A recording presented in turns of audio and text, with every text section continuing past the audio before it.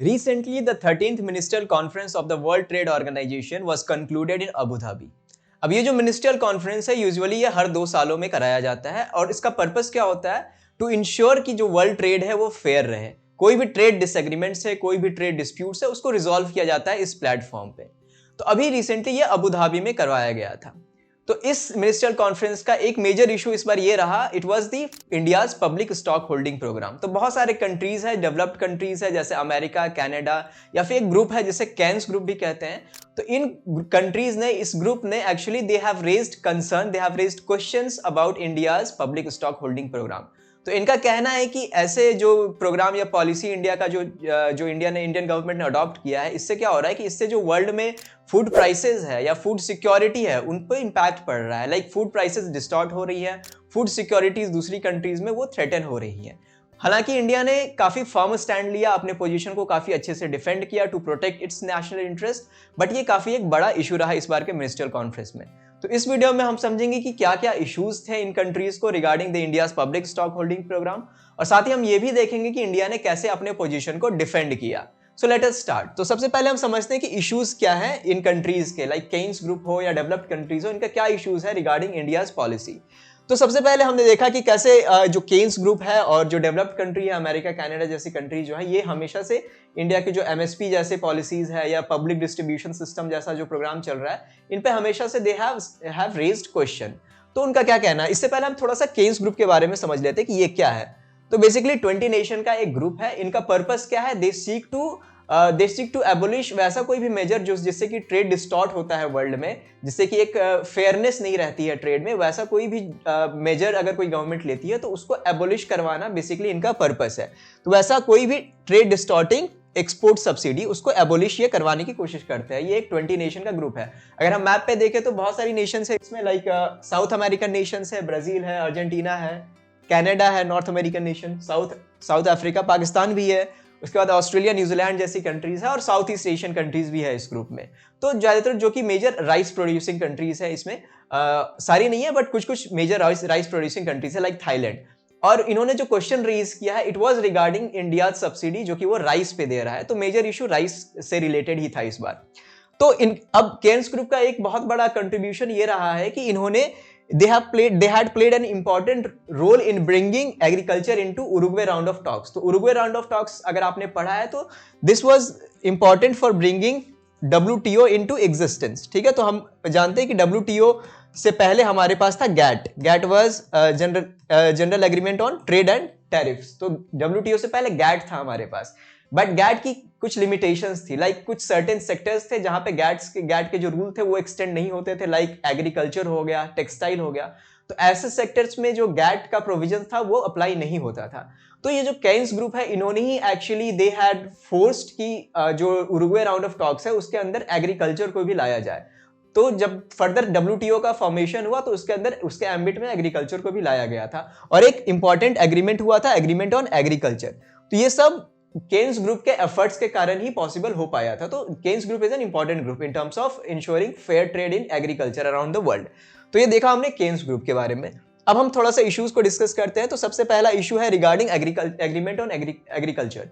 तो ये जो एग्रीमेंट हुआ था इसके अंदर कुछ रूल्स थे, कुछ प्रोविजंस थे। तो पहला रूल ये था कि जो एग्रीगेट वैल्यू ऑफ सपोर्ट है वो 5% से ज्यादा नहीं होना चाहिए। इसका मतलब ये है कि कोई भी गवर्नमेंट अगर सब्सिडी प्रोवाइड कर रही है, अगर सपोर्ट प्रोवाइड कर रही है किसी एक एग्रीकल्चर प्रोडक्ट पे, मान लेते हैं कि राइस पे कर रही है, तो जो सपोर्ट है, जो सब्सिडी है, वो 5% से ज्यादा नहीं होना चाहिए। 5% किसका?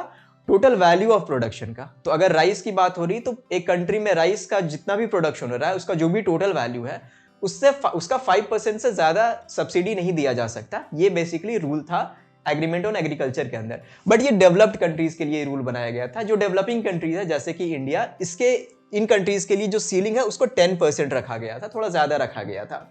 बट देखा गया कि रिसेंट टाइम्स में जो इंडिया ने ये 10% की सीलिंग को भी ब्रीच किया है। लाइक 2019-20 जो ईयर है उसमें जो राइस सब्सिडी थी it was around 30% of total production of rice. जो भी वैल्यू था टोटल प्रोडक्शन ऑफ राइस का, उसका 13% इंडिया ने सब्सिडी प्रोवाइड किया था इन टर्म्स ऑफ वैल्यू।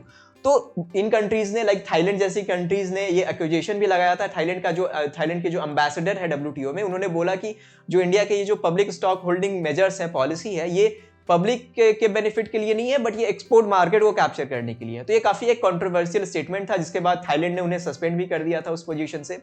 तो ये था एक इशू। दूसरा इशू है with the peace clause. Peace clause क्या है?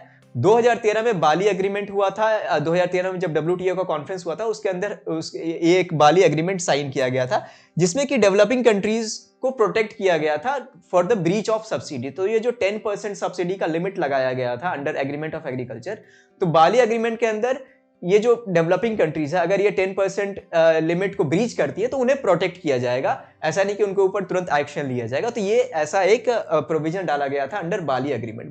बट कुछ कंडीशंस भी रखे गए थे। ऐसा नहीं कि आप कितना भी सब्सिडी दे सकते हैं। कंडीशंस क्या था कि ऐसा कोई भी सब्सिडी जो है वो फूड सिक्योरिटी और ट्रेड डिस्टॉर्टिंग नहीं होना चाहिए। तो फूड सिक्योरिटी को थ्रेटन नहीं करना चाहिए और जो वर्ल्ड ट्रेड है उसे डिस्टॉर्ट नहीं करना चाहिए, ये कंडीशन था। बट इसके साथ इशू क्या है कि ये काफी वेग कंडीशन है। लाइक फूड सिक्योरिटी को थ्रेटन करना या ट्रेड डिस्टॉर्ट करना, ये वेग टर्म्स है, इनका कोई क्लियर डेफिनेशन नहीं है। तो जिसके कारण हमेशा डिस्प्यूट्स जो है वो अराइज होते रहते हैं WTO पे, specially regarding India's public stock holding programme.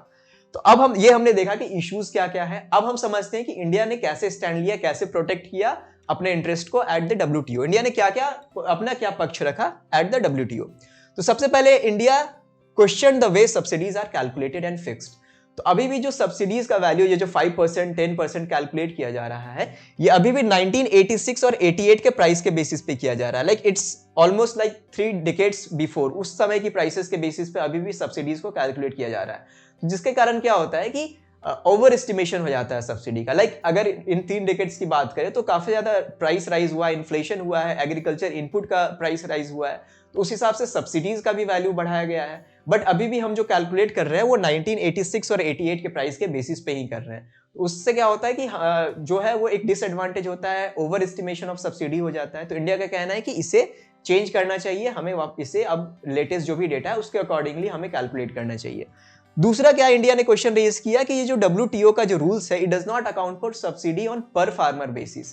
तो इंडिया अगर वैल्यू की बात करें तो इंडिया सब्सिडी ज्यादा देता है, बट अगर हम पर फार्मर की बात करें तो उस हिसाब से इंडिया की सब्सिडी जो है वो अभी भी काफी कम है as compare to developed countries. अब इंडिया में पॉपुलेशन काफी ज्यादा है, अभी भी around 50%, around half of the population जो है वो एग्रीकल्चर पे ही डिपेंडेंट है। तो अगर हम पर फार्मर कैलकुलेट करें सब्सिडी, अगर हम नंबर्स की बात करें तो इंडिया में इट इज अराउंड $300, और वहीं हम अमेरिका की बात करें, यूनाइटेड स्टेट्स ऑफ अमेरिका की, तो इट इज अराउंड $40,000। ठीक है, तो काफी ज्यादा डिस्पैरिटी है अभी भी सब्सिडी में। लेकिन जो WTO का रूल है वो पर फार्मर के बेसिस पे कैलकुलेट नहीं करता, वो ओवरऑल वैल्यू को कैलकुलेट करता है। तो जिससे डेवलपिंग कंट्रीज या populous countries like India, they are at a disadvantage. तो ये सेकंड इशू जो इंडिया ने रेज किया। उसके बाद India demanded a permanent solution to the peace clause. अभी हमने देखा कि पीस क्लॉज के जो प्रोविजंस है वो काफी वेग है। टर्म्स लाइक ट्रेड डिस्टॉर्टिंग या फूड सिक्योरिटी, ये सब टर्म्स काफी आपका वेग है। तो इंडिया ने डिमांड किया कि there should be a permanent solution, और इसका जो MSP जो पॉलिसी है इंडिया की, उसे एक लीगल प्रोटेक्शन मिलनी चाहिए at the World Trade Organisation. तो ये था इंडिया का स्टैंड। तो इंडिया ने अभी फिलहाल तो काफी फर्मली अपना स्टैंड रखा है, अपने नेशनल इंटरेस्ट को अच्छे से प्रोटेक्ट किया। बट ये काफी कॉम्प्लेक्स इशू है, क्योंकि एक तरफ इंडिया के फार्मर्स डिमांड करते हैं कि MSP को लीगलाइज करना चाहिए। तो अगर MSP को लीगलाइज करेंगे तो it would be a breach of WTO rules. वही दूसरी तरफ डेवलप्ड कंट्रीज या केल्स ग्रुप जो है वो डिमांड करती है कि इंडिया को अपनी पॉलिसी, जो आपकी पब्लिक स्टॉक होल्डिंग पॉलिसी है, इसको पूरी तरह से एबोलिश कर देना चाहिए, क्योंकि इससे ट्रेड डिस्टॉर्ट होता है। और साथ ही इंडिया के अपने गोल्स है, लाइक सस्टेनेबल डेवलपमेंट गोल्स हैं, जहां पे हमें फूड सिक्योरिटी प्रोवाइड करना है, हंगर को मिटाना है, जो भी माल न्यूट्रिशन है उसको खत्म करना है। रिसेंट टाइम्स में इंडिया ने जो आपका PDS है, पब्लिक जो डिस्ट्रीब्यूशन सिस्टम है, उसको एक्सटेंड किया नेक्स्ट 5 ईयर्स के लिए। अराउंड 80 करोड़ जो इंडियंस है वो इससे बेनिफिट लेंगे आने वाले टाइम में। तो ये आने वाले टाइम में काफी चैलेंजिंग होने वाला है इंडिया को, कि कैसे ये अपने ये जो पब्लिक स्टॉक होल्डिंग पॉलिसी है इसको कैसे डिफेंड करेगा। और इसके लिए ही इंडिया के लिए जरूरी है that it demand a permanent solution at the World Trade Organisation. तो ये था आज का video about the WTO, recent issues in the WTO। मिलते हैं नेक्स्ट वीडियो में, तब तक के लिए keep watching Gen Study. Thank you.